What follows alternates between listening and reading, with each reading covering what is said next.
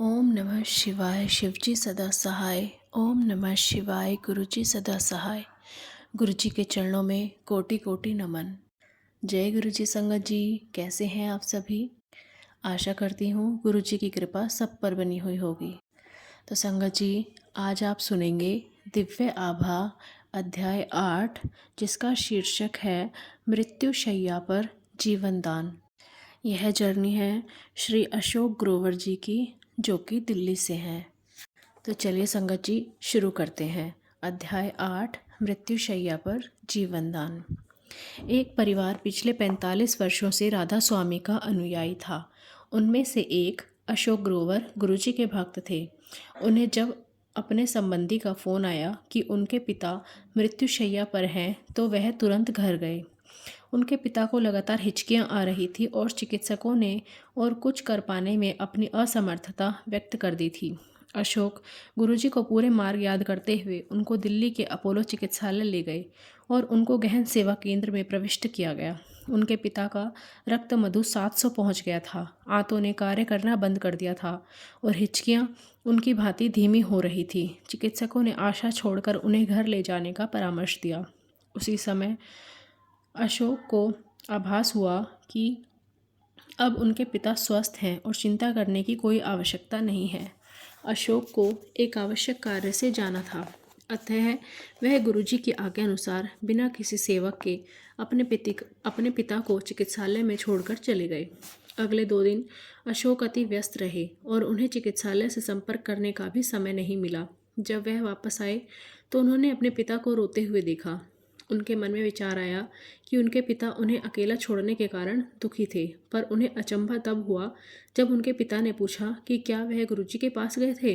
उनके पिता ने बताया कि कैसे अशोक के जाते ही उनके पिता को गुरुजी की सुगंध द्वारा उनकी उपस्थिति का आभास हुआ था और गुरुजी ने कहा, होर भाई राधा स्वामियों की हाल ने तेरे।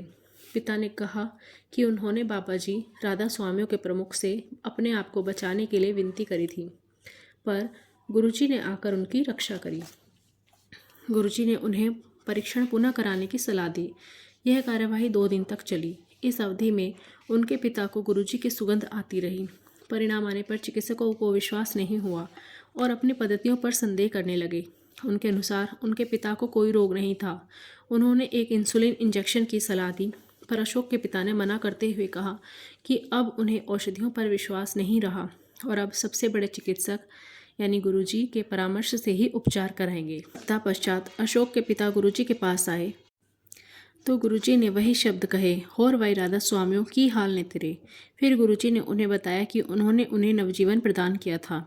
यह देखकर कि गुरुजी ने कैसे परिवार प्रमुख की रक्षा करी थी, परिवार के सब सदस्यों ने गुरुजी के पास आना आरंभ कर दिया और यह अनुभव किया कि वह स्वयं ईश्वर के संरक्षण में है।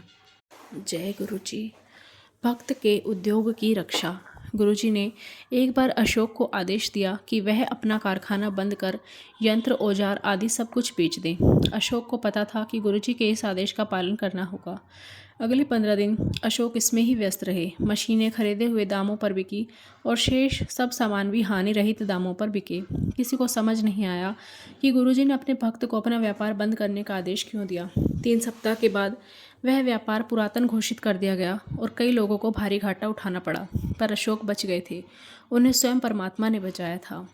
गुरुजी के आदेश का पालन करने में सदा लाभ ही रहेगा, क्योंकि वह कभी अपने अनुयायी के भले के अतिरिक्त कुछ नहीं कहेंगे। जय गुरुजी। 10 वर्षीय की इच्छा पूर्ति।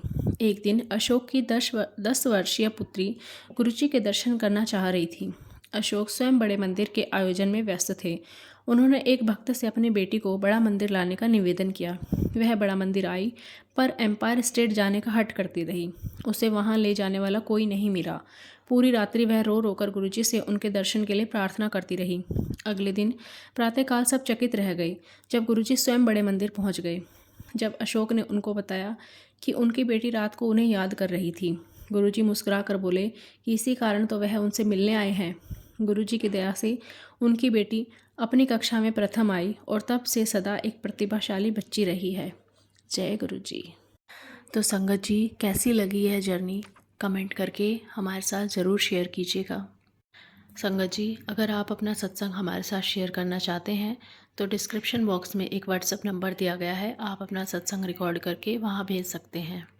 गुरु जी की कृपा सब पर बनी रहे। सर्बत्ता भला, सर्बत्ता भला। इन्हीं शब्दों के साथ आज अपनी वाणी को विराम देना चाहेंगे। जय गुरु जी।